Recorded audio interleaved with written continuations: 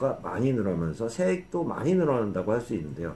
그러면 1가구 1주택자도 부담스럽겠지만 지금 많이 부담스러운 사람은 다주택자라고 할 수 있잖아요. 종부세 대상이 부담이 된다 그러면 부동산 시장에 많이 나올지 안 나올지를 한번 예상을 해보면 그거는 반갑습니다. 부동산 전망하는 남자 골든마우스 인사드립니다. 2020년도도 11월이면서 12월밖에 남지 않은 상태에서 올해 부동산 시장들을 보면 작년에 비해서 안정화됐나요? 제가 이런 이야기를 들어보면 안정화됐다고 이야기할 수 있는 사람은 없을 거예요. 여전히 2019년도 대비해서도 여전히 뜨거운 상황에서 올해 아파트 거래량을 보면 작년 대비 뜨거웠던 작년 19년도 대비해서도 증가했다고 할 수 있습니다. 그만큼 부동산 시장이 뜨거웠다고 할 수 있는데요. 부동산 기사들을 보면요. 국토교통부 실거래가 자료를 분석한 결과에 따르면 올해가 작년보다 동기 대비 25만 2,992건이 늘어나면서 작년보다도 더 늘어났다고 할 수 있습니다. 작년도 뜨거웠는데 올해는 더 거래량이 늘어나면서 시군구로 보면 그 중에 상승률이 높았던 지역들은 거래량이 굉장히 많이 늘은 것을 볼 수 있습니다. 상위 몇 군데를 보면 경기도 김포시, 고양시 일산 동구, 군포시, 파주시, 경기도 광주시, 고양시 일산 서구 또한 평택시, 덕양구 이런 지역들 같은 경우는 올해 기준으로 해서는 타 지역 대비해서는 작년이나 재작년도 대비해서는 상승률이 가파르지 않았던 저평가 지역들이 올해 기준으로 해서는 거래량이 많이 늘어나면서 상승률 또한 지금 가파른 지역들이라고 할 수 있습니다. 대부분의 지역들을 보면 서울 지역들에 대비해서도 경기도 수도권 지역들이 많이 거래량이 늘어난 걸 볼 수 있습니다. 그만큼 서울의 그 거래가, 서울의 매매가가 상승률이 높았기 때문에 그거를 피해서 수도권으로 나왔다고도 보면서 아파트 거래량도 늘어났다고 할 수 있습니다. 그렇기 때문에 아파트 주택가격도 상승한 상태에서 공시지가 현실화율에 따라 국세청에 따르면요.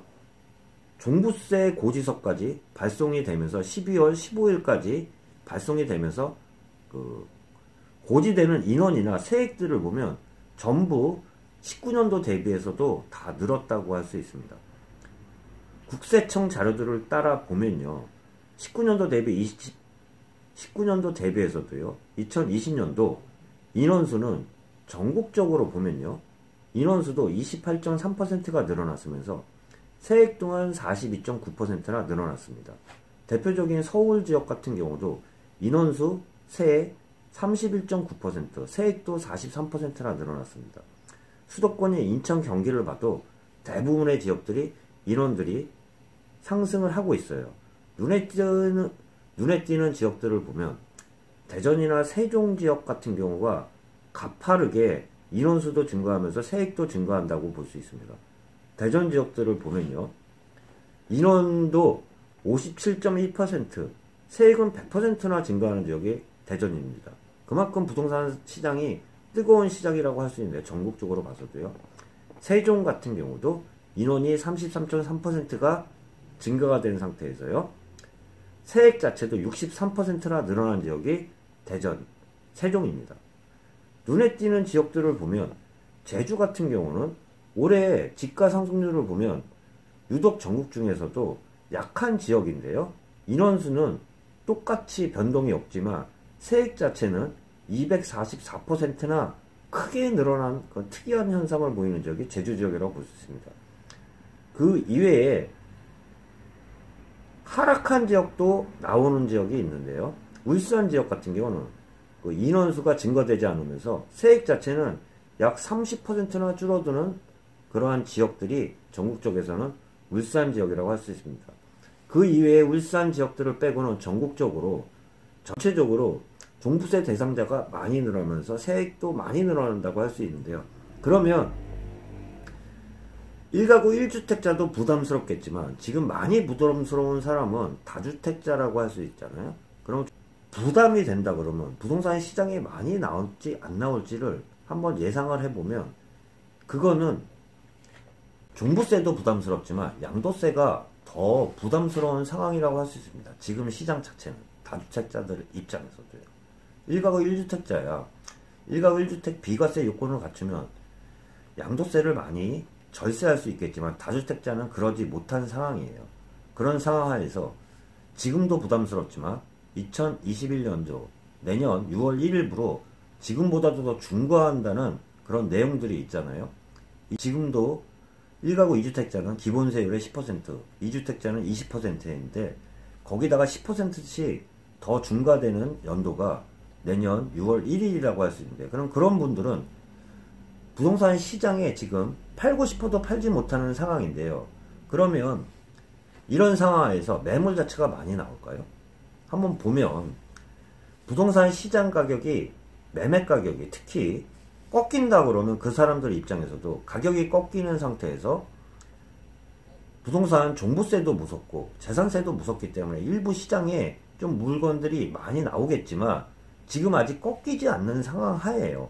그렇기 때문에 부동산이 만약에 상승을 하거나 보합만 유지해도 나오는 물량들은 많지 않다고도 볼 수 있습니다. 그런 상황 하에서 부동산 세금은 부담스럽지만 그 이외의 부동산 시장들을 보면 부동산 상승 요인이 아직 많은 시장이 2021년도, 22년도까지는 여전히 상승 요인이 존재하는 그런 안개 속인 시장이라고 할 수 있습니다. 그 이유를 말씀드려보면 주택 입주 물량이 줄어들면 전세 시장이든 매매 시장이든 들썩거릴 수밖에 없거든요. 부동산 기사에 따르면 국토연구원 보고서에 따르면요. 주택 인허가 실정과 준공 실적이 주택 인허가 실정이 계속 줄어드는 그런 상황하에서 2021년도, 22년도까지는 입주 물량 자체가 준공 실적이라고도 할 수 있는데 꾸준히 계속 줄어든다고도 얘기할 수 있습니다. 2023년도나 돼야 안정적이라고 좀 이야기를 드릴 수 있는데 그때는 왜 안정적이라고 얘기나 하냐면 공급대책이라고 많이 나왔던 3기 신도시 포함 수도권 공급계획이 그때서부터 조금 나오면서 그때는 수요와 공급이 조금은 맞춰질 거라고 보는데 그 전까지가 2021년도, 22년도까지가 불안한 시장이라고 할 수 있어요. 대표적으로 공급 물량이 많이 늘어나면 매매도 마찬가지고 전세 시장도 안정화될 수 있는데요. 그런 물량 자체가 줄어들기 때문에 2021년도 시장만 보면 주택이 하락할 수 있는 그런 요인보다는 주택